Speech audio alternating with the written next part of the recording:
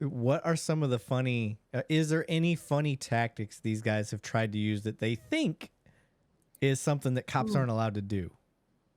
Um, a lot of it is, you know, they get hinked up over anything. Like if, let's say we go in the hotel room and I have an adjoining door to the hotel room just because that's what room we got, they'll think that that's the police in the other room because there's an adjoining door. Oh, Not always. We can do it without an adjoining door, but that's something that I think that they, see and then turn around and walk out right away about. okay.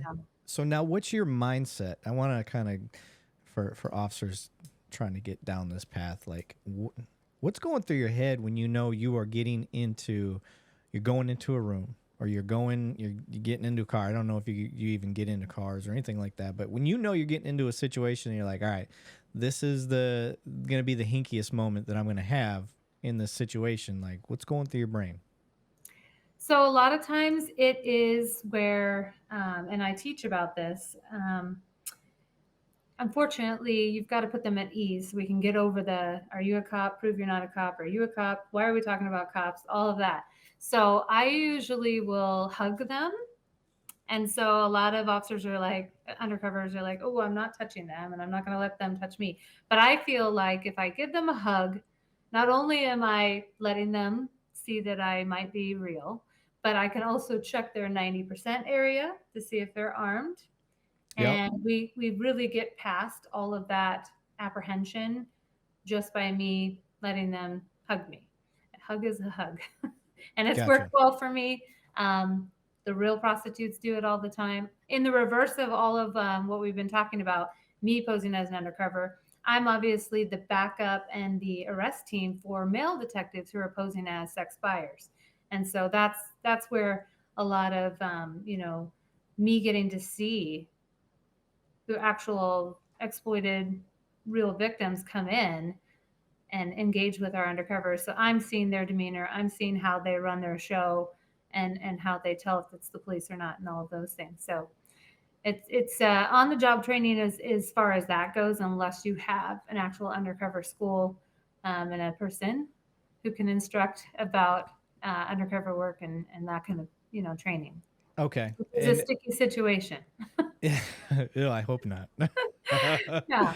um, and when you're doing this, obviously, technology's changed a lot. I actually just had this conversation with my last guest. I don't know how we got on it. We were talking about microphones, and now, like the having a wire, the old school, like everything's a wire now. Your AirPods are a wire. Your phone's a wire. Everything's a wire. So you don't have to worry about that as much anymore, do you? No, no. I can tell you one story from a long time ago because we don't do it anymore. But we had the little cigarette pack, Marlboro Oh, the cigarettes, old microphone. and it had a 9-volt battery in it.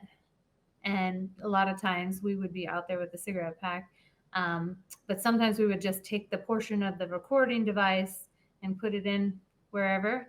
And a lot of times it would heat up, and I think I almost got burned a couple of times.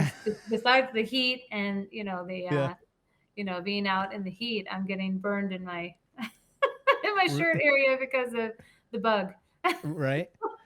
Yeah. Um, Now, while you guys you're getting into this world, you obviously start honing your craft and becoming successful because you kept going. If you failed a lot, I'm sure they would have booted you right out of the unit. So you get good at this. And what did you start? What was your takeaway? What were you starting to notice with the world of sex trafficking? I'm sorry, we won't say sex trafficking yet, but in prostitution. All right. So in the early stages, because I went there in 2007, 2008, I went there for 6 months. I had, been assigned to a squad.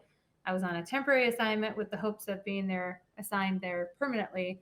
And then all of a sudden, they eliminated that squad, and I got sent back to patrol, and I had to test a second time to the position. Once I got there full time, it was January of 2009. And what I noticed then is that the focus was mostly on arresting prostitutes. And that's, where we were at. even though we knew about traffickers, we knew about buyers, Backpage was blowing up, all of those things. It wasn't until a case, and this happened like right about the right time that I was transferring there for real, with a girl that was, she was held in a dog crate at an Ooh. apartment, a runaway juvenile. She was trafficked by an 18 and 19-year-old, male and female. And, mother knew she was at that apartment. Other people have seen her there. Patrol responded there multiple times trying to do a search for her. They didn't find her because these people had like a built up waterbed type of bed situation. And she was literally in the bed during times that she wasn't held in the dog crate. But when the police came to look, and finally they were able to find her, and and she talked about her exploitation. So that really started the focus being on traffickers more than just these undercover misdemeanor operations and going after traffickers. And that's where I changed my focus, and I've had a lot of cases that I've put traffickers in prison for hundreds of years, and I'm super proud of the career that I've had. My best prosecution is 40 years. So you got me blown out. Almost 500, 493.5. Ooh, Yeah, dang, I'm one person. one person. That's amazing. Yeah. That's awesome. I would have that on my Yeah, wall somewhere. yeah, um, yeah. Now, can you give people kind of a